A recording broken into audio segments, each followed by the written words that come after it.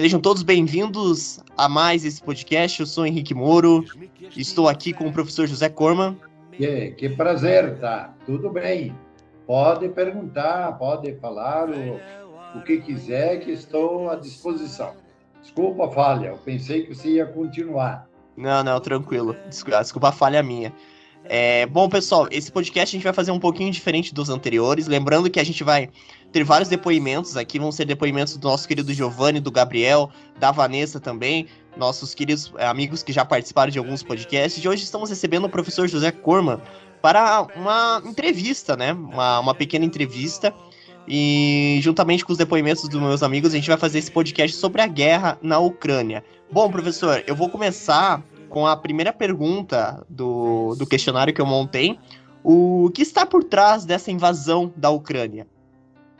Certo. Eu gostaria só de dar uma pequeníssima explicação antes. Eu sou professor de História, doutorado em História na Espanha, e não jornalista. Jornalista sempre tem uma outra interpretação, no meu entender, diferente de um historiador. Mas o que está por trás da guerra, eu respondo o mesmo que esteve atrás da Primeira Guerra Mundial e da Segunda Guerra Mundial. Isso apenas em amplitudes maiores ou menores, queria dizer, mas o mesmo objetivo, ou o domínio do mundo, porém mais ideológico do que econômico. Muita gente pensa que esse domínio que as grandes potências mundiais, com seus apaniguados, estão pleiteando, seja apenas, pura e simplesmente, o domínio do mundo. No meu entender, não é bem isso. É um sistema ideológico que querem implantar. Esses sistemas ideológicos são basicamente dois: o capitalismo e o socialismo. O capitalismo pode receber tantos nomes diferentes, e o socialismo também, desde nazismo, fascismo, integralismo e comunismo, socialismo e tantos ismos aí, né? No meu entender, o não bom, eu vou dizer assim, o não bom, o levemente ruim, é a ideologia que atinge os dois. Ideologia, para mim, é um sistema de pensamento que se desvia da verdade.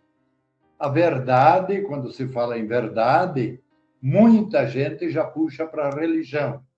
Tá, é verdade que Cristo disse: a verdade vos libertará. Mas eu falo da verdade absoluta, que começa com a simplicidade: 2 mais 2 é 4. Eles falam da felicidade do povo. O povo tem que... Todos dizem isso. O capitalismo e as outras doutrinas. Mas quando vai se ver dos dois lados, não é a felicidade que lhes interessa. Não é. É a pura ideologia que está a caminho, se analisarmos bem a história, desde a Renascença até os dias de hoje. É a mesma. Toma cores diferentes, toma atitudes diferentes, mas é sempre o mesmo. Portanto, as causas que estão criando esta terceira guerra mundial, tomara que ela não aconteça. Até certa forma já aconteceu, está atingindo de um efeito de outro mundo todo, já pelo preço, por tantas modalidades, né? E são sempre as mesmas ideias básicas ideológicas, já manifestadas claramente na Primeira Guerra Mundial, na Segunda Guerra Mundial, que foi apenas uma consequência da primeira, e agora esse conflito, que está sendo uma nova consequência do que aconteceu na Segunda Guerra. Estamos no mesmo caminho. É a minha ideia em rápidos traços. Inicialmente falando sobre esse conflito, o que pode estar por trás dessa invasão? É difícil dizer, uma vez que a gente não faz parte do ciclo superior dele, ali a cúpula, a alta cúpula de militares e estrategistas, enfim. É difícil a gente dizer. Muito provavelmente o único que realmente sabe é propriamente o Putin. Não, é difícil ter uma noção do que se passa na cabeça dele. E justamente nisso a gente vê algumas pessoas falando, ele tá fazendo isso porque ele é maluco, enfim. Isso é outro tipo de situação. Mas analisando, a gente pode pressupor algumas coisas. Primeiro, a ameaça que poderia territorialmente, essa ameaça, poderia ser a Rússia. Como assim? A Ucrânia ela faz parte de uma região estratégica para o governo russo. Por quê? É um território fértil, é um território grande e plano. E caso a Ucrânia entre para a OTAN, isso poderia ser visto como uma ameaça territorial à Rússia, porque eles iriam ter uma proximidade muito grande. Isso é certo ou errado? É difícil dizer, porque a Rússia pode estar pretendendo transformar a Ucrânia num estado tampão para formar como se fosse uma barreira defensiva para eles. Assim como algum outro estado ou organização poderia estar pretendendo usar a Ucrânia como plataforma de ataque. Então, de ambos os lados, esse país pode estar querendo ter a intenção de ser usado como uma plataforma. Outras opções que a gente tem também. A volta do prestígio russo como um grande player geopolítico. Desde, vamos ver aqui, o governo russo ele sempre foi forte por alguns motivos. Geográfico, a extensão dele é gigantesca, então é basicamente impossível uma invasão total acontecer nesse país. Recursos, população, enfim. A Rússia sempre teve um grande ponto estratégico. E isso acabou se acentuando ainda mais com a criação da União Soviética. E chegou a um ponto máximo durante a Guerra Fria e depois com a dissolução da União Soviética, isso acabou se perdendo em muito. A Rússia passou por alguns anos aí muito complicado economicamente e agora retorna, não economicamente. A Rússia hoje não é um país economicamente de primeiro mundo, a gente tem que botar isso na mesa. Ela tem um exército de primeiro mundo sim, agora economicamente não. Então qual que seria hoje o caminho mais rápido para eles voltarem a ser um grande player internacional? Seria justamente usando a sua força militar, já que economicamente ele não consegue concorrer. Então essa seria uma sinalização para as forças ocidentais. Ó, Rússia voltou. Pode ser um dos motivos. E aí alguns outros, por exemplo, a questão dos portos secos. Rússia não tem portos secos, não, pô. Errou! Caramba, faz nem sentido. A questão do de portos quentes da Rússia não tem portos que tem somente acesso a um porto quente. E esse porto ele é controlado pela Turquia atualmente. Ou controlado pela Turquia não, desculpe. O porto é russo, mas o acesso ao oceano é controlado pela Turquia. Então ele acaba não sendo vantajoso. Então eles podem estar tentando conseguir alguma saída para o mar nesse contexto. Então, sobre o tópico Guerra da Ucrânia, eu vou falar um pouquinho sobre o que eu vivenciei na noite que tudo começou. Eu fiquei sabendo que tinha começado por causa de um RPG que tinha uma pessoa desesperada, um moleque que estava servindo que ficou tipo, meu Deus, não, eu vou ter que ir pra guerra também, adeus pra você. E eu fiquei lá 15 minutos junto com outra guria zoando ele, porque eu não tinha mais nada de interessante pra fazer naquela madrugada. E a gente ficou tipo, nossa, por que que aconteceu? E daí apareceu outra pessoa pra explicar o que que aconteceu, pelo menos o que aquela pessoa sabia. E aí, outras pessoas que eu já conhecia há mais tempo também estavam falando sobre o assunto. Nós estávamos num grupo de WhatsApp com, tipo, todos os nossos amigos, num grupinho de RPG antigo. E eu entrei em ligação com a minha irmã, que não é minha irmã, mas não vem ao caso agora, com a minha irmã e com outro amigo meu. E a gente começou a acompanhar tudo o que estava acontecendo, que, tipo, primeiro, antes a gente sabia que as tropas russas estavam se movimentando, só que daí a gente começou a ver que estavam bombardeando, começaram a bombardear Kiev, começaram a bombardear um monte de lugar, assim, por toda a Ucrânia. E enquanto isso, meu amigo, que é de Brasília, eu e minha mãe tava zoando ele, falando que se fosse pra ele ir pra guerra, a gente também ia. Nem que eu e ela fosse de faxineira, ou de lava-prato. E enquanto isso, a gente via, né, principalmente porque tava tendo uma live do jornal da CNN ao vivo no Twitter, e eu estava acompanhando aquela live de jornal do Twitter e teve muita coisa lá que eu achei muito bombástica, assim, desculpa se entender isso como um trocadilho, mas realmente me chocou bastante, tipo, o cara começando a vestir capacete, colete à prova de balas no meio da reportagem, foi muito louco. Aquele dia, aquela madrugada, foi a madrugada que eu menos me arrependi de ficar acordada até as 3, 4 horas da manhã. Se não me engano, era quase 5 horas da manhã quando eu fui dormir, que eu desliguei. E fui dormir porque eu tava muito cansada já. Era uma quinta-feira, né? E eu tinha coisa pra fazer no outro dia. Mas a reação de todo mundo ao meu redor foi um pouco do tipo, ah, nossa, que horrível, um pouco do tipo, nossa, a gente vai se encontrar na guerra, não sei o quê. E foi basicamente isso. A reação, o meu sentimento naquele primeiro momento, como eu jogo RPG de WhatsApp, foi como se alguém tivesse colocado uma narração importante no grupo e falasse assim, ó, façam seus personagens reagir a isso. E, bom, essa foi a minha reação. E eu acho que e baseado com quem eu tava conversando na hora, foi basicamente essa a reação de todo mundo. Como a gente tá num país que praticamente não tem nada a ver com aquilo, a única coisa que a gente vai perder, provavelmente, se isso continuar do jeito que tá, é só a fertilizante e algumas poucas coisas, assim, a gente provavelmente não vai ir pra guerra. É uma chance muito pequena de a gente se envolver, a não ser que queiram se. Queiram se. Como que eu posso dizer?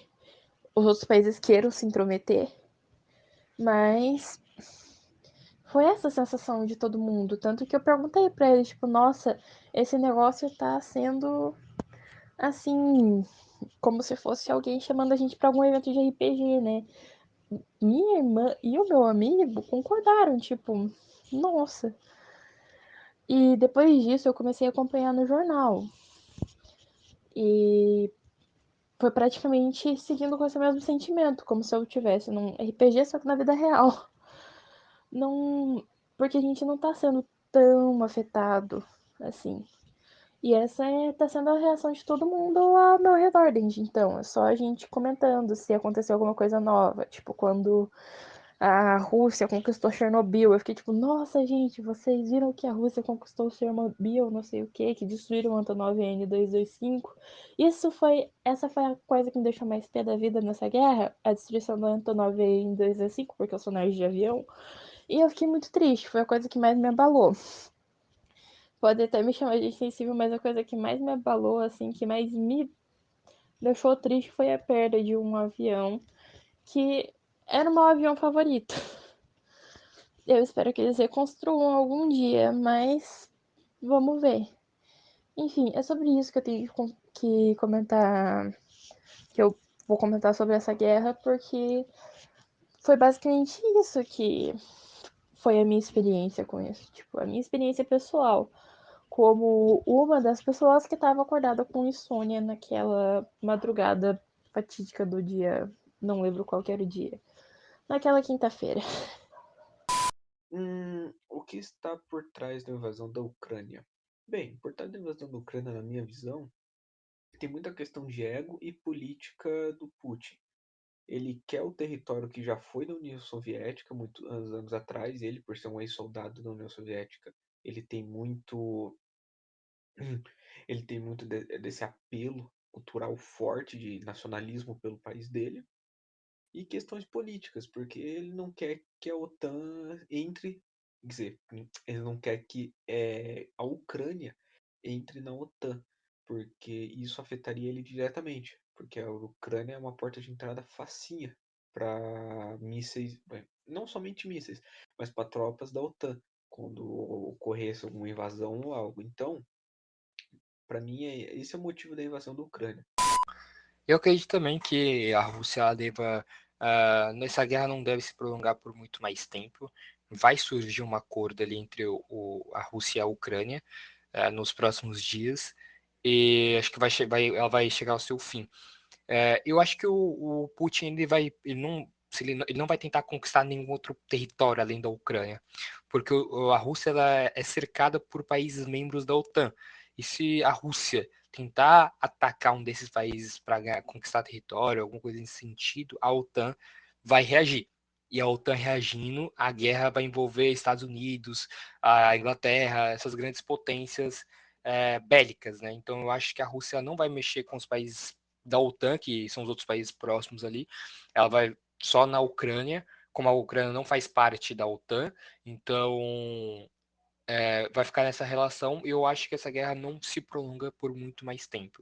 Vai surgir um acordo de paz ali entre os dois presidentes, que eles estavam conversando há algum tempo atrás, né, eles fizeram umas reuniões, mas até então nenhum acordo de paz foi selado, né, eles não chegaram num acordo, mas acho que nas próximas semanas essa guerra vai estar chegando ao seu fim. Olha, depois desse acontecimento da guerra, a Europa ela foi prejudicada no ponto que a questão do que a Rússia é uma das maiores exportadoras de gás, né? Que eles usam para aquecer a casa, essas coisas assim na Europa. E com o inverno chegando, a Rússia cortou a exportação dela para a Europa, então os países europeus eles vão ter que procurar outras fontes de gás, né, para poder estar utilizando. Mas esse foi o ponto principal, eu acho que eles foram prejudicados. O que está por trás da invasão da Ucrânia? É bem difícil a pessoa saber isso, porque pode ser por vários motivos, né? Territorial, por causa do petróleo de lá, porque tem vários motivos, mas muitas pessoas dizem que por conta que a Ucrânia ela é basicamente da Rússia, né? Da União Soviética. E por esses motivos aí que a Rússia acabou querendo tomar posse. E também devido às grandes baixas por conta da Covid e acabou afetando economicamente a Rússia de algum jeito, né? Por causa da Covid. Então, a Ucrânia seria uma boa para eles, né? Dizemos assim. E ele está querendo pegar território porque é deles, né? Basicamente, né? Eles dizem, né? Então, é isso. Então, vamos lá, né? Falar sobre essa questão aí da Ucrânia e Rússia, né? O que está por trás da invasão da Ucrânia? Eu acredito que seja, na verdade, ninguém sabe muito bem o que seria isso, né? O Putin já veio explicando tantos esclarecimentos que seria por questões de território, né? Dominância de território. E aí depois ele vem também falando, defendendo a ideia de que a ideia seria de desnazificar a Ucrânia, né? E tirar toda esses ideais nazistas que alguns grupos estariam trazendo, né, para o país. Mas é uma coisa muito incerta, né? Obrigado, professor. A segunda pergunta que eu tenho para você, professor José, é se essa mudança ela poderia ser pacífica. Poderia, tudo é possível. Eu respondo que muito dificilmente, mas poderia, claro, se houvesse boa vontade de ambas as partes. As duas partes básicas nessa guerra culpam, como sempre, uma a outra. E por isso não dialogam. Então, muito dificilmente, neste momento, haverá essa pacificação, pois as ideias, os pensamentos, a ideologia na cabeça dos mandantes pesa mais que a economia. Pesa mais que a economia. A ideologia na cabeça dos mandantes. A mudança poderia ser pacífica? Então, a mudança nessa questão aí, né, ou que eles se acertem, né, nessa questão, é o que essa mudança, todos desejam que seja pacífica, né? E eu acho, no meu entendimento, né, na minha forma de pensar, seria necessário que fosse pacífica, né? Pelo menos que nessa questão ambos os lados se estão perdendo, né?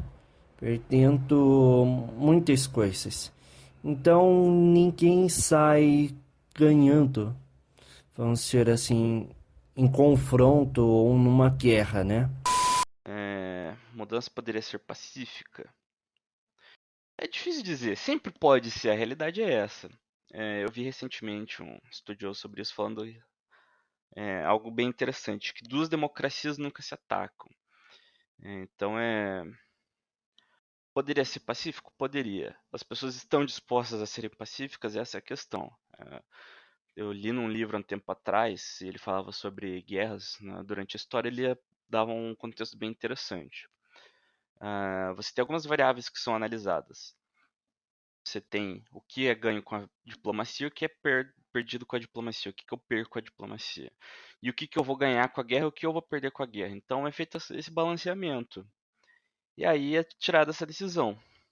E professor, quem que desafia a ordem mundial? Todos os que podem desafiá-la, sem ter pena de ninguém dos outros. Sempre foi assim. O grande manda, comanda, e os pequenos que obedeçam, que lutam, que sofram, que trabalhem.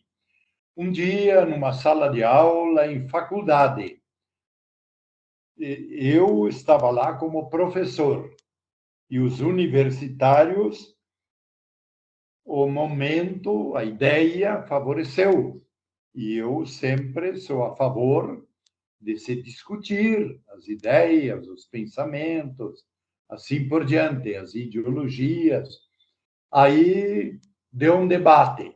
Havia uma crise mundial na época, se manifestando.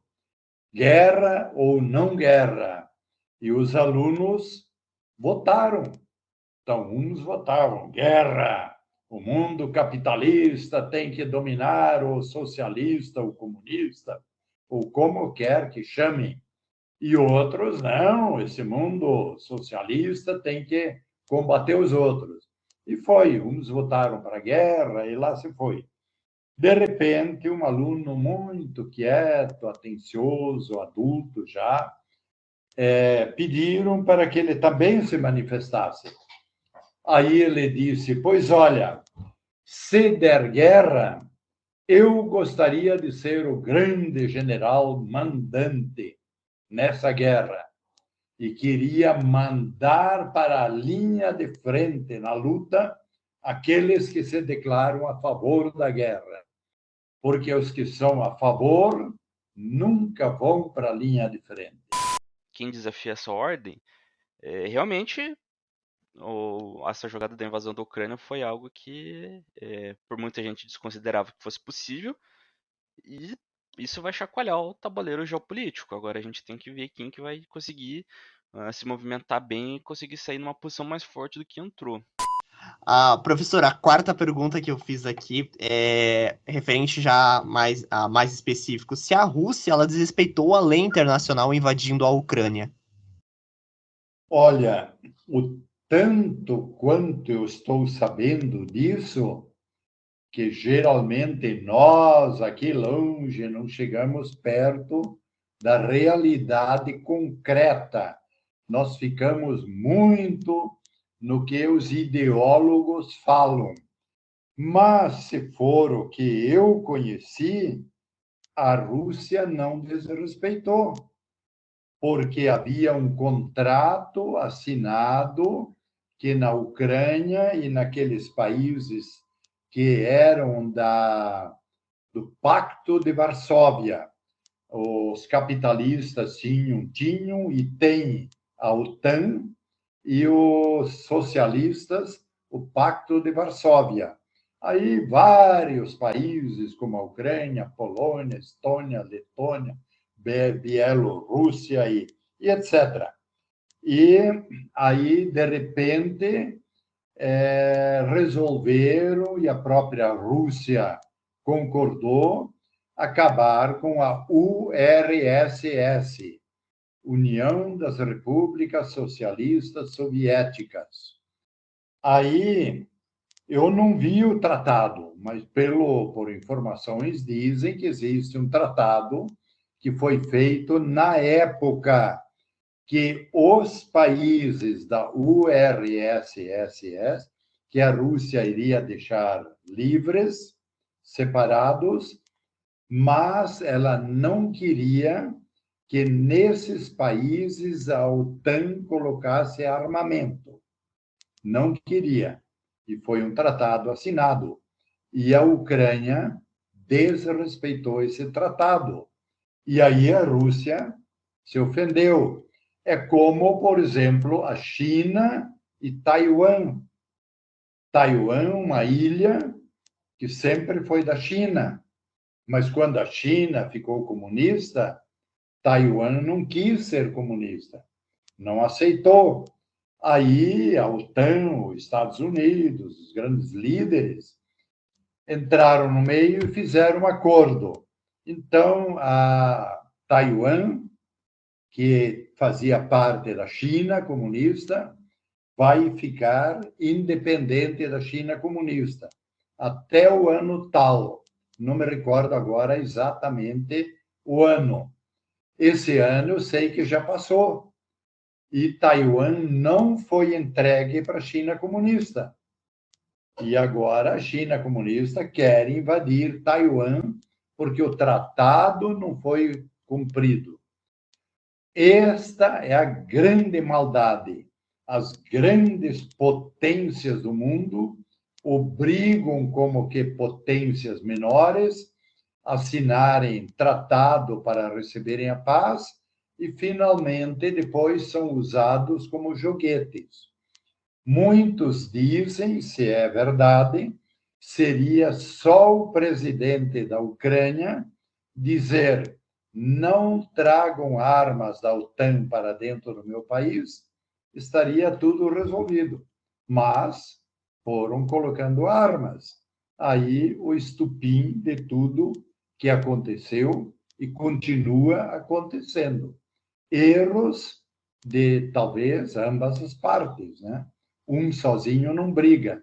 Esses dias me perguntaram, só um pequeno esclarecimento, Hitler é o único culpado da Segunda Guerra Mundial? Veio uma pergunta. Eu, como de origem alemã, não gosto de me pronunciar a favor de Hitler, nem contra Hitler, e nada, gosto de ficar fora das ideologias, nas verdades históricas. Respondi, um sozinho não briga. Para brigar, tem que ter, no mínimo, 2. E é o caso agora também. Referente a quem desafia a ordem mundial, a gente está vivendo num período meio estranho quando a gente vai falar em ordem mundial. Digamos que uma passagem de tocha simbólica pode acontecer futuramente com a Rússia não, desculpe, com os Estados Unidos e China, com a China se tornando a potência hegemônica comercial no mundo. Dificilmente a gente imagina que isso vai acontecer pacificamente tal qual aconteceu no século XX com a Inglaterra e Estados Unidos. Mas também foram contextos diferentes, né? Não é como se a Inglaterra conseguisse segurar alguma coisa naquele momento, dadas as guerras que eles tinham participado. Agora, quem desafia essa ordem, realmente essa jogada da invasão da Ucrânia foi algo que por muita gente desconsiderava que fosse possível, e isso vai chacoalhar o tabuleiro geopolítico. Agora a gente tem que ver quem que vai conseguir se movimentar bem e conseguir sair numa posição mais forte do que entrou. Professor, a gente viu também que durante essa questão da guerra, a própria esquerda, né, você viu ali que se dividiu em muitas opiniões, né? Até mesmo no Brasil você tem líderes de esquerda dando cada uma versão diferente dos casos. Então, Claro, exatamente. como que a gente explica essa divisão da esquerda diante dessa crise? Olha, a verdadeira esquerda e a verdadeira direita nunca foram verdadeiramente unidas. Elas mudam na conformidade dos interesses de seus líderes. Exemplo, Brasil. Jânio Quadros, vou dar um exemplo. As pessoas mais novas não viveram essa fase. Foi o presidente maciçamente votado como sendo da direita. Entrou, se tornou da esquerda, abriu relações diplomáticas com a URSS, que o Brasil não tinha, foi visitar Cuba, negociar com Cuba, aí convidou o líder comunista da Iugoslávia daquela época para visitar o Brasil, um homem que se elegeu pela direita, fez um governo da esquerda. E aí Fidel Castro tinha renunciado em Cuba, mas o povo foi todo para a rua pedir sua volta. Aí eu não estava lá, né? E a gente sabe alguma coisa pela imprensa. Maioria diz que o povo foi avisado e foi obrigado a ir para a rua pedir a volta de Fidel Castro. Outros dizem não, que foi porque o povo gostava dele. Jânio Quadros estava lá quando isso aconteceu. Foi um teatro que armaram. Na volta no avião para o Brasil, contaram que ele só falava nisso. Que prestígio, que prestígio. Então, a ideia dele, depois se soube, foi renunciar e que o povo fosse para a rua pedir a sua volta. Aí ele voltaria com toda a grande autoridade. Então, dificilmente a esquerda faz o verdadeiro papel de esquerda e a direita o verdadeiro papel de direita. Todos, pode-se ver agora, numa pré-eleição no Brasil, todo dia, fulano de tal, mudou de partido, vai mudar, vai da direita para a esquerda, da esquerda para a direita. O povo nem sabe mais verdadeiramente qual é o partido da direita e qual é o da esquerda, né? Então, a pergunta como explicar a divisão da esquerda diante da crise, poderia-se dizer, explicar a crise da direita diante da crise também. Gente que hoje se manifesta para um lado, amanhã para outro. O que não me lembro bem qual é o escritor brasileiro, falando do Brasil. Ele disse que o brasileiro deveria criar vergonha na cara, né? Então, eu sou do tal e fico firme por isso, aquilo. Ou eu sou do partido tal, mas o partido tal traiu, prometia uma coisa, agora fez outra. Tá, daí eu tenho o direito de mudar. Isso é no mundo todo, uma insegurança, uma inconstância muito grande, né? No mundo de hoje. Bom, como a gente explica a divisão da esquerda diante da crise, isso é uma questão comum, acho que em todo o espectro político. Vão ter pessoas que vão defender o seu ideal político, independente de qualquer ginástica mental que seja necessária. Então, vai ter gente defendendo e gente sendo contra, né? Isso é independente não só específico com a esquerda. E, professor, a gente vê que o Brasil é um país que praticamente, assim, não gosta muito pela sua natureza, não é muito de se envolver em guerra, né? A gente teve aí a participação do Brasil na Segunda Guerra Mundial, a gloriosa Força Expedicionária Brasileira, né? A FEB, né? Mas Getúlio Vargas, naquela época, né, eu acredito que ele não queria que o Brasil se envolvesse na guerra, né? Ele teve que sacrificar 25 mil homens brasileiros e, né, mandar lá para a Itália lá para lutar na guerra. Mas você acha que o Brasil deve se posicionar, professor, diante dessa questão da Ucrânia?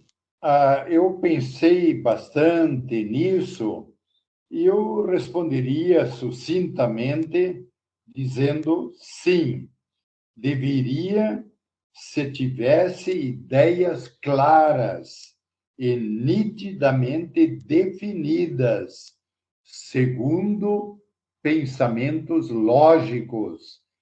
Mas é claro que isso não existe no Brasil atual. Não existe no Brasil atual e quase que no mundo todo. No mundo todo. Não há mais ideias claras e nitidamente definidas segundo pensamentos lógicos. Eu deveria pensar, por que é que eu sou da direita? Porque eu sou a favor da propriedade particular, eu sou a favor do capitalismo, eu sou a favor de cada um tem que ganhar o seu salário e manter os seus bens, ou eu estou do outro lado. Eu acho que deveríamos implantar um comunismo em que possivelmente o pessoal trabalharia de graça, receberia comida e educação, saúde, tudo aquilo que ele precisa. Alguém me contou que existe um país comunista pequenininho que seria, hoje no mundo, seria o verdadeiro comunismo. O presidente daquele país vai a pé para o trabalho. Recentemente, uns anos atrás, eu confundo um pouco, Noruega ou Suécia. Parece que falaram da Suécia. Até teve uma equipe da Suécia aqui em Rio Negrinho. E eu pude conversar, felizmente, com todos eles e trocar ideias. Estamos em São Bento, mas eu sou natural de Rio Negrinho, em Rio Negrinho que conversamos. Os deputados, que seriam os deputados federais lá, ganham um salário mínimo. E geralmente vão para o trabalho de bicicleta, né? Não tem essas mordomias do Brasil. E então o Brasil deveria realmente se definir mais claramente. Agora, por outro lado, pela situação que está, o Brasil está procurando meio termo, né? Ficar em cima do muro. ficando em cima do muro, dizem que numa guerra leva chumbo dos dois lados, né? Então tem que se definir, porque o Brasil precisa da Rússia e da China. É claro, quantas granjas de galinha em Santa Catarina, de frango? A maioria é vendido para a China, que é comunista e amiga da Rússia. O Brasil precisa de grande quantidade de adubos da Rússia. E a Rússia, quem não for amigo, nada. Por exemplo, a Europa toda depende muito da Rússia por combustível, por gás.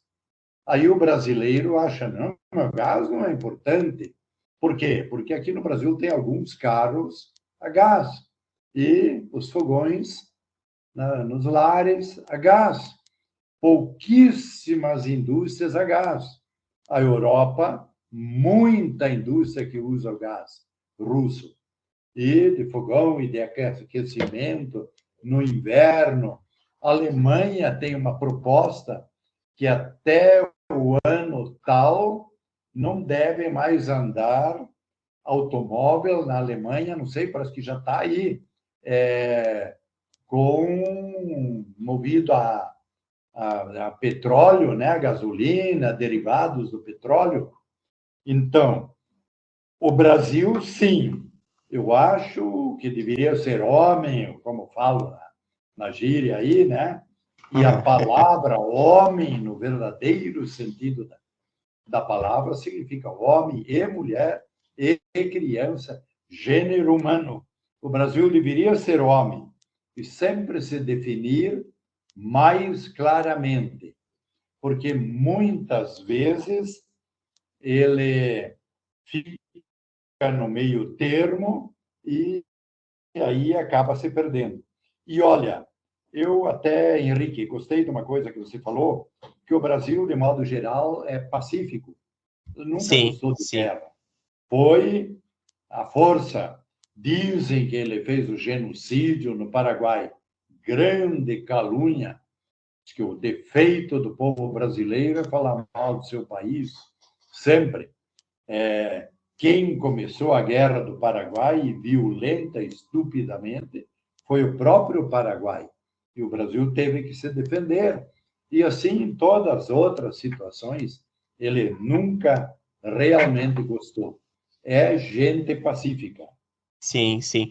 Não, o Brasil, ele nunca teve uma postura essa postura de querer cobiçar novas terras, né? O Brasil sempre foi um país na dele, né? Aquele, como se diz, aquele sujeito que só quer ficar na dele, ter ali as suas coisas, né? O Brasil nunca foi um país... Claro que dentro do país a gente enfrenta, né, diversos outros problemas, né? Mas o povo brasileiro em si enfrenta, né? Situação de crise econômica, né? Parece que a gente vive... Todo dia tem uma coisa nova para ver, né? E a gente sempre brinca que a história do Brasil é a melhor história de se estudar, porque todo dia tem uma coisa nova na história do Brasil. É impressionante, né? Os próprios historiadores gostam da história do Brasil, porque ela é uma história muito cativante, se a gente olhar um ponto de vista, ela até, cinematograficamente falando, ela é incrível, né? Ela é uma história que ela tem uma cafajestagem em si, mas é uma cafajestagem, digamos, legal, assim, que a pessoa olha e fala, pô, esses caras pensaram muito bem para fazer isso, né? Mas, realmente, o Brasil, né, a última vez, acho que na guerra foi realmente na Segunda Guerra Mundial, né, com a FEB, né? Ali forçado pelos Estados Unidos. Forçado, muito forçado, né? O Getúlio não queria que o Brasil fosse para a guerra de jeito nenhum. E foi uma questão, assim, também que, pelo que eu estudei, né, eu não sou historiador, né, eu sou formado em administração, mas pelo que eu me lembro, ele realmente foi extremamente forçado. Um legal aqui é o 6, que é o Brasil deve se posicionar. É bem complicado. Na minha opinião, ele deveria se posicionar diante aos Estados Unidos. Por conta que, querendo ou não, o Biden, né, ele não curte o presidente atual, que é o Bolsonaro. Mas, querendo ou não, tipo, rotas comerciais, os Estados Unidos têm mais a oferecer, né? Bem que a Rússia tem muito também a oferecer, que é a questão do fertilizante, que ajuda muito, né? o trigo também, mas o Brasil ele é um dos grandes agricultores do mundo, né? Então acho que não vai afetar muito, mas em questão do fertilizante, sim. Mas os Estados Unidos tem mais, né? A se entrar, né? E sem contar com a ONU, né? Com a ONU não, com a OTAN, né? Então acho que o Brasil deveria ficar do lado dos Estados Unidos mesmo, tendo consequências devido à China e, e a Rússia, né? Eles não vão, né? Quando a gente fala sobre o Brasil se posicionar ou não, é complicada essa situação. Por quê? Porque o Brasil é um país muito dependente de laços comerciais com outros países, dada aí a sua economia exportadora, né? E a Rússia é um país com características similares ao Brasil, que a gente poderia chamar de país vendedor de commodity.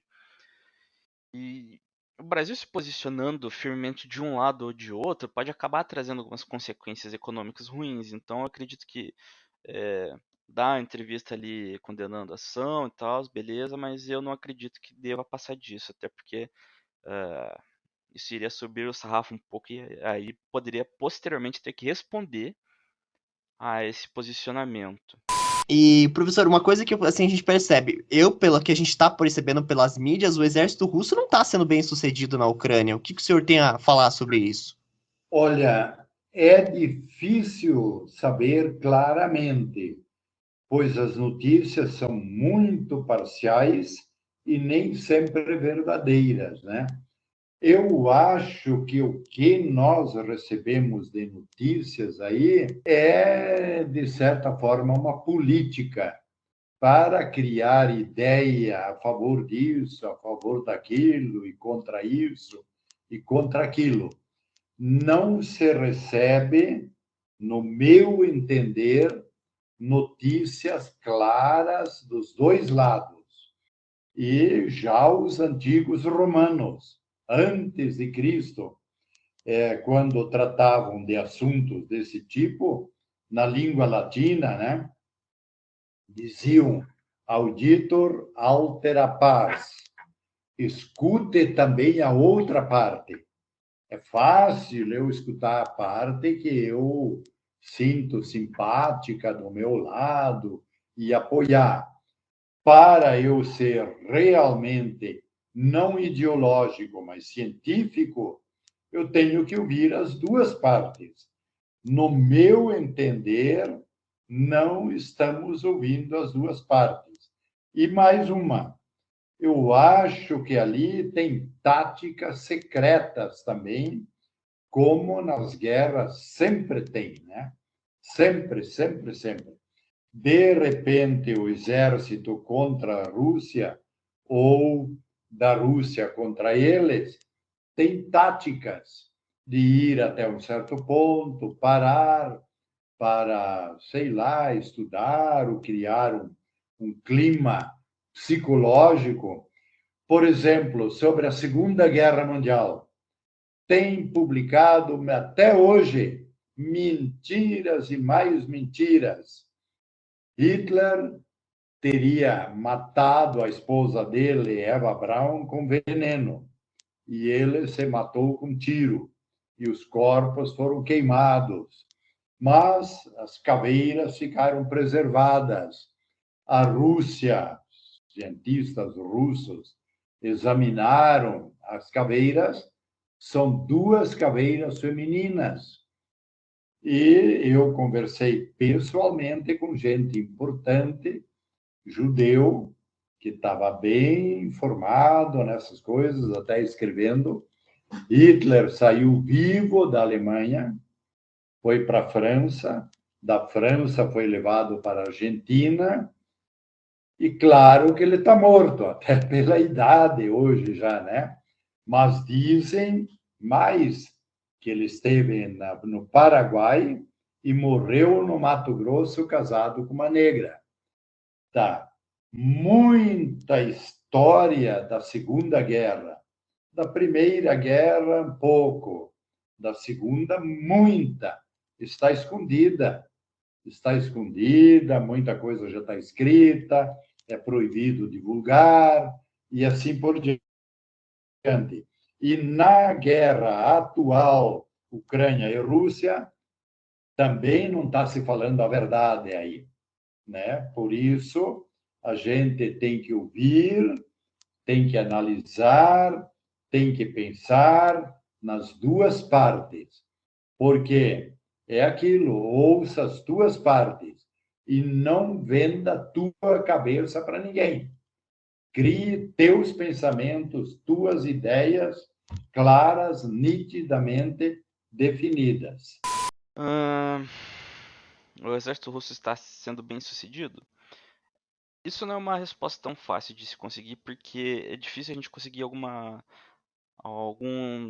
fonte de informação confiável na guerra. Por quê? Porque número acaba virando propaganda. Vamos falar do lado ucraniano. Ninguém fala das baixas ucranianas. Por quê? Porque não é conveniente para a narrativa. Quem foram os mortos ucranianos que a gente ficou sabendo? Foram alguns ali que estavam numa ilha, mandaram se recusaram a se render por um navio de guerra russo, uma coisa que eles não teriam a mínima chance de se defender. Um outro rapaz ali que se sacrificou para explodir uma bomba, uma ponte. Então, assim, foram pessoas que, apesar de morreram com a capacidade de se tornarem mártires para continuar inspirando a resistência ucraniana a continuar lutando. E a mesma coisa vai acontecer do lado russo. Como eles iniciaram isso, eles não vão falar que estão perdendo mais gente do que o outro lado. Obviamente que eles vão falar que eles estão perdendo menos, para não diminuir a moral. Agora, uma coisa que a gente tem que dizer nesse foco de quem está se sendo bem e quem não está se sendo bem, é talvez uma mudança que vem nesse cenário bélico futuramente. Durante muito tempo, os blindados eram uma força de guerra em qualquer cenário. Eles tiveram a operação inicial na Primeira Guerra Mundial, e já nisso já começaram a ter as contramedidas, mas nenhuma delas eram práticas. Na Primeira Guerra Mundial, na Segunda começaram a ter algumas mais práticas, mais precisas, mas ainda assim elas eram muito estáticas. Aí foram aumentando a tecnologia dos lança-foguetes, enfim. E hoje a gente tem a situação de que algumas armas antitanque elas são automáticas. Então os blindados eles acabam se tornando basicamente um alvo gigante andando. Então é uma coisa a gente considerar, e talvez isso possa mudar no cenário futuro a maneira que é entendido esses veículos. O sétimo, o exército russo está sendo bem sucedido. Assim, obviamente a diferença de poder da Ucrânia para a Rússia é bem nítida, né? Tipo, eles, se eu não me engano, foi 180 mil soldados que os russos mandaram. E olha que, tipo, eles têm bem mais, tá? Tipo, não foi nem a metade, sabe? Se eu não me engano, não foi nem a metade. E, assim, eu acho que tá sendo bem sucedido, mas a questão é o quê? Que a população ucraniana, ela não tá meio que barrando. E o Putin, né? Ele meio que falou para não matar, né, os cidadãos lá, né? Só os soldados, né, ucranianos. Então, por conta disso que não foi para a capital, mas está chegando ainda. Tá quase chegando na capital, está dominando pelas beiradas, né, que eu acabei vendo. E tem que ver, né?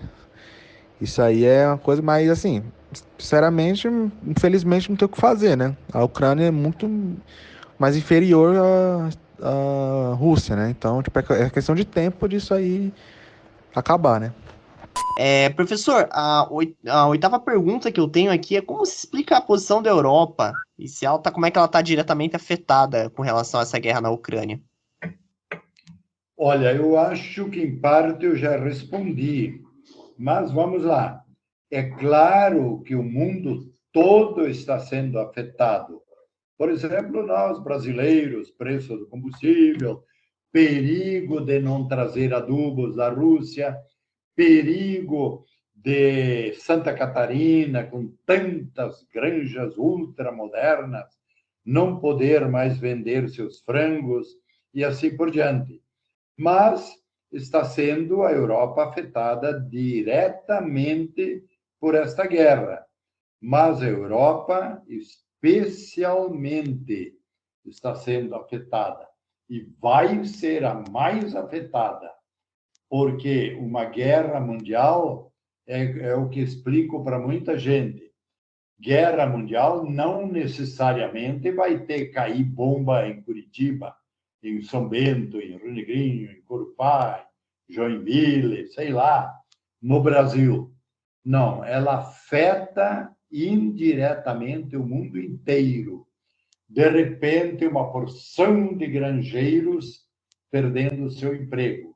E aí, uma porção das grandíssimas plantações no Brasil Central pararem por falta de adubo e até por quem compre a safra, né? Então, mas a Europa, mais do que nunca, a guerra está acontecendo lá, envolvendo na Ucrânia, que é a Europa, parte da Rússia é a Europa, a Polônia, vizinha, é a Europa, e os tubos de gás para toda a Europa, o combustível de países amigos da Rússia, que não querem mais vender esse combustível para toda a Europa, vai afetar especialmente a Europa. Não tenho dúvida, se não pararem em tempo. Como a gente explica a posição da Europa diretamente afetada? Bom, durante muitos anos a Europa ela se teve uma situação mais confortável do que vinha tendo anteriormente. Governos tiveram a sua deposição, enfim, a situação das guerras mundiais mudou muito o teatro europeu. Hoje em dia a gente não imagina vendo uma guerra mundial acontecendo na Europa. Mas isso também trouxe uma questão. Os países se aproximaram muito, e alguns deles com a Rússia, e se tornaram dependentes de exportação russa, principalmente do gás. Então a Europa sim vai continuar sendo reticente a essa situação, porque elas não podem simplesmente falar que não vão mais se relacionar com esse país comercialmente. E também já pegando o gancho, se as sanções surtirão efeito, dificilmente. A sanção econômica normalmente ela vai esbarrar em quem tem menos, né? Dificilmente eles vão conseguir derrubar essa ação só com sanção econômica. E professor, em relação às sanções que foram feitas para a Rússia, né, o próprio presidente Biden, né, fez diversas sanções, tirou o banco russo da SWIFT, né, que é aquele sistema de tecnologia de banco contra os hackers, né, fez diversas sanções, cortou diversas coisas assim que para realmente afetar, mas eu acredito que vai afetar muito mais a população da Rússia do que propriamente o Putin, né, mas o senhor vê que essas sanções elas estão surtindo efeito na Rússia? Porque o Putin mesmo declarou que está saindo tudo como planejado dele. Claro que afeta, né? Afeta o mundo todo. Para muita gente que me pergunta, vai dar guerra mundial? Eu digo, já é. Atinge o mundo todo. Então, é claro que afeta a Rússia, afeta o mundo todo. Atingirão como já atingem a todos. Quem tem dinheiro russo aqui no Brasil, porque comprou, porque vendeu safra, por isso, por aquilo, o jeito é guardar ele na caixinha, né? Porque banco não aceita, comércio não aceita, não vale mais. E na Europa também, e aí a Rússia, claro, ela tem outros trunfos na mão, como já está acontecendo. Aliás, esses tempos me perguntaram, né, como é que pode acontecer ou não acontecer. Aí eu coloquei, ouvindo outras pessoas e imaginando. A Argentina se declarou a favor da Rússia, o governo argentino. A Argentina já invadiu uma vez as Malvinas e anda doida para pegar as Malvinas, que a Inglaterra chama de Ilhas de Falkland. E, de repente, a Argentina resolve invadir as Malvinas. A Inglaterra vai deslocar a grande distância seus melhores armamentos, aviões e coisa, para libertar as Malvinas. Mas, ao mesmo tempo, ela vai estar atendendo a OTAN. Aí vamos imaginar a Venezuela atacando o Brasil, ou só a América do Sul, o Chile, que também se declarou. E aí os Estados Unidos não vai abandonar a América do Sul, que é um grande salão de negócios dos Estados Unidos.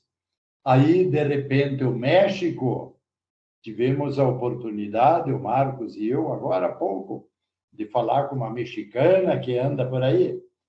O México odeia os Estados Unidos, Estados Unidos tirou o Novo México, a Califórnia, várias regiões do México. E o último presidente dos Estados Unidos fez uma muralha lá, separando México dos Estados Unidos, mais claramente. Que tal, de repente, o México, por estímulos da Rússia, que já falou em ajuda a esses países, atacar os Estados Unidos, e Cuba, que a Rússia também já falou em armar Cuba, comunista, atacar os Estados Unidos. Quem não entende, ri. Isso é café pequeno para os Estados Unidos. Tá, 2 cafés, não tão pequenininhos. E Ucrânia, OTAN, não tão pequenininha. É um estraçalhamento dos líderes da OTAN. E a China atacar Taiwan, Estados Unidos vai ter que socorrer Taiwan. Aí está feita a guerra mundial com tiroteios e bombas e etc. Mas são as tais de coisas, né? Que tem que se ver claramente. As sanções sempre surtem efeitos negativos, positivos para um e negativo para o outro. As sanções dos Estados Unidos é para favorecer os Estados Unidos e prejudicar a Rússia, o outro lado. Mas a Rússia também colocou sanções, que vai favorecer a ela e prejudicar os outros, e assim por diante. Vivemos num mundo em conflito. E, professora, a China, ela está firme nesse apoio com a Rússia? Porque às vezes parece que a China quer, mas às vezes parece que ela fica ali também, estamos aqui, parece que, não, a gente não tem nada a ver com eles, mas fica de que o Taiwan não tem nada a ver com isso, com a Rússia, que isso aqui é problema nosso, e ficam naquela. Como é que está a posição da China, professor?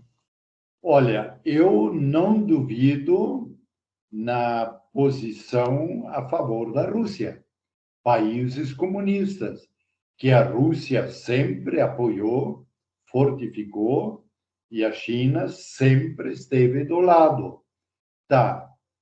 Como eu já disse, para nós aqui muitas vezes faltam informações corretas, né? Tomara que essas visões pessimistas, que eu até citei há pouco, que pode acontecer, tomara que nada disso aconteça, não venha acontecer e que pare tudo por aí, seria o ideal.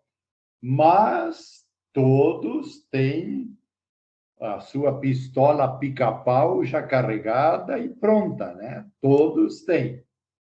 A gente não sabe até onde tudo isso vai. E tem mais. Tem a Coreia do Norte, que a turma rima, aquele cara lá é louco, né? Tá, os loucos também fazem coisas, né? E assim por diante. Então, é verdade.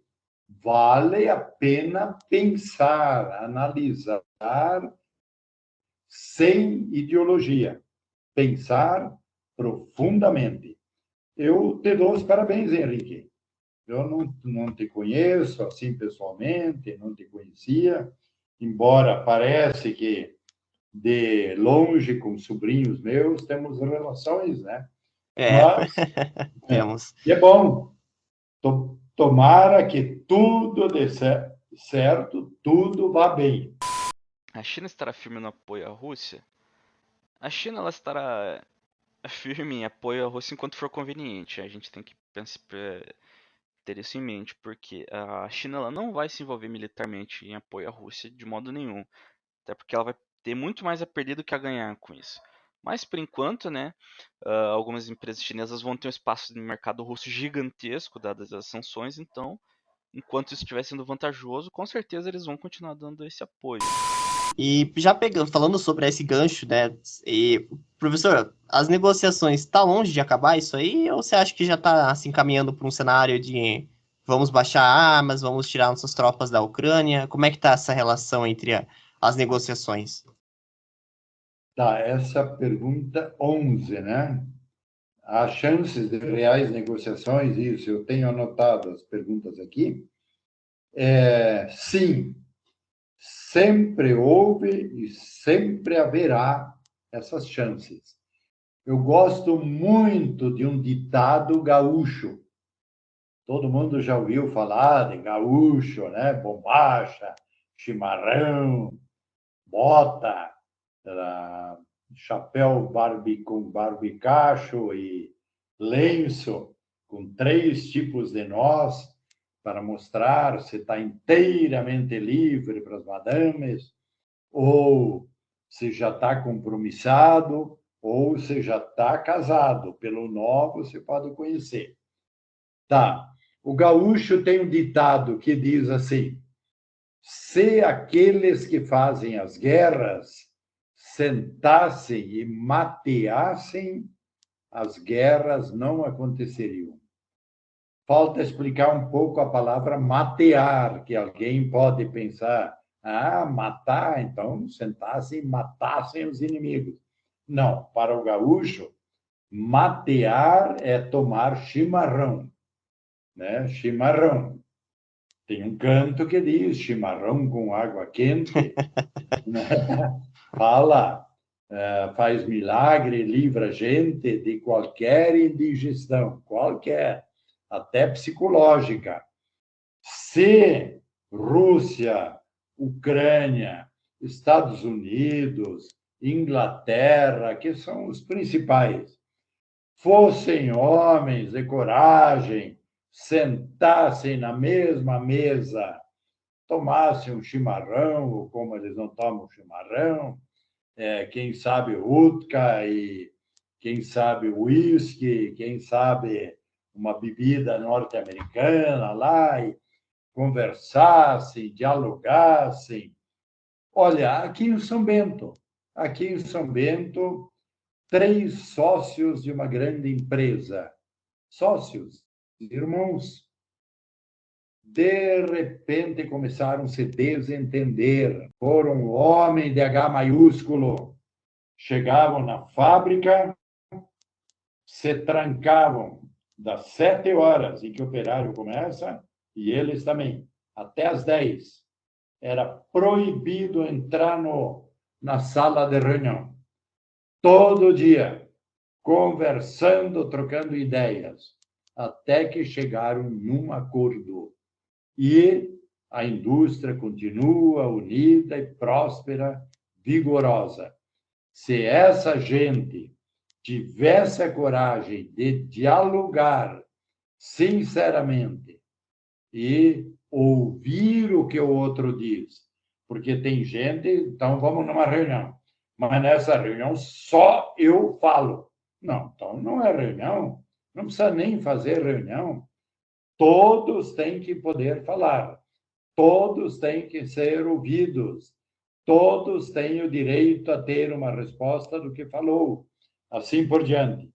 Se fizessem isso, haveria reais chances de negociação. Sim, mas para eles não interessa quem morre. Quem morre é o soldado que eu mando para lá. E para aquele que não morre, eu penduro uma medalha no pescoço. Aí ele fica contente, feliz, né? Mas se eles dialogassem verdadeiramente, Há chance, sim. Chances reais de negociação? Sim, elas vão acontecer em algum momento, invariavelmente. A questão é para quem que a balança de poder vai pesar. E, bom, a próxima pergunta, professor, que eu tenho aqui, deixa eu só. O que mudará nas relações internacionais? Eu penso, respondo curta e secamente, né? Nada. Pois desde antes da Primeira Guerra Mundial foi assim, e todos os índices continuaram e continuarão. Eu acredito que, por enquanto, tristemente, gostariam de ouvir uma outra resposta. Respondo nada, porque o mundo não está preparado para uma nova era que vem. Eu não duvido absolutamente nada, baseado em história, em verdadeiras ciências e psicologias, nós estamos vivendo e vamos viver momentos pesados, tristes e difíceis, para daí o mundo acordar para a melhor época que a história já teve, e a mais longa de todas. Não é visão de maluco, de história, disso, daquilo, de fanático, de pessoa que enxerga fantasmas, o inferno, o espírito, não sei o quê. Baseado na realidade histórica, que é o estudo do passado para entender o presente e preparar o futuro. Esse futuro melhor, se nós o vamos ver, não sei. Talvez você, Henrique, parece mais novo, sim. Eu que pareço, só pareço, né? Mais velho, acho que não. Tá bom. E se lembrar que a gente teve uma pandemia, né, também, que desgastou bastante, né, também a própria economia, o mundo inteiro, né? Foram milhões de pessoas também que foram levadas aí pela Covid. A 12 aqui e a última, o que mudará nas relações internacionais? Eu acho que, assim, eu sou bem leigo nisso, mas creio eu que a Rússia vai receber severas punições, hein? Tipo, com certeza os Estados Unidos vai barrar muita coisa envolvido para eles ganhar dinheiro economicamente, né? Ganhar alguns frutos. Então, tipo, membro da OTAN com certeza não vai ter relações com eles. E quem não é membro da OTAN e fazer isso aí, os Estados Unidos já vai, né, já dá um puxão de orelha.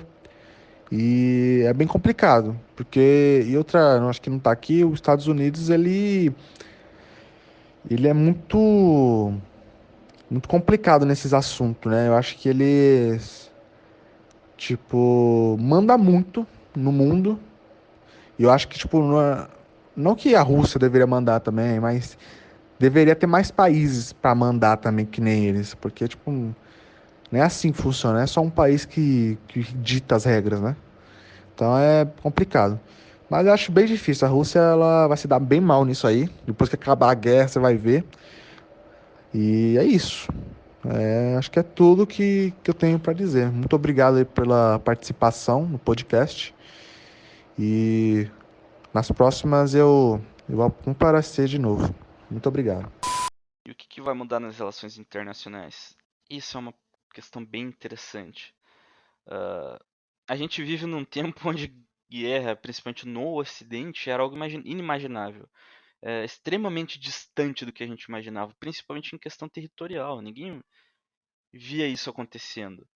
Então, o que isso muda nas relações internacionais é que talvez essa confiança de que ninguém iria tentar entrar em guerra com o outro, ou que não há necessidade de se proteger contra o vizinho territorial, enfim, esse tipo de coisa, acabe voltando para o passado e a gente tenha de volta as corridas armamentistas que tiveram nos tempos passados e talvez algumas negociações mais duras acontecendo internacionalmente. E, professor, uma última pergunta do questionário, e talvez acho que seja.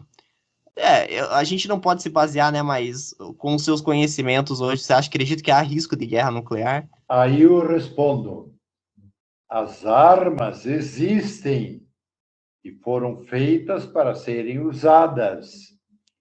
E isso pode acontecer. Pode acontecer. A bomba atômica foi inventada na Alemanha, no tempo de Hitler. Hitler não a aceitou e não quis essa bomba para a guerra.